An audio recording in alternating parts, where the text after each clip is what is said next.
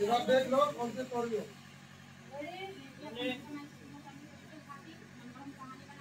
कर करो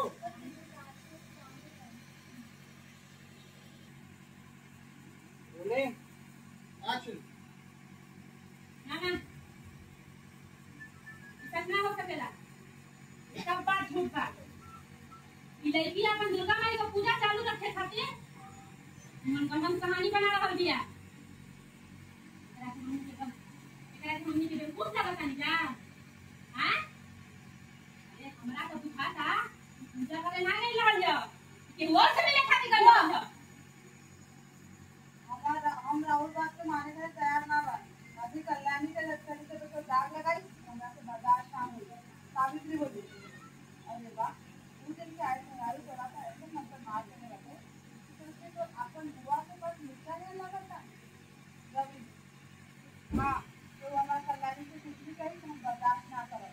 क्या होगा चला गया बेटला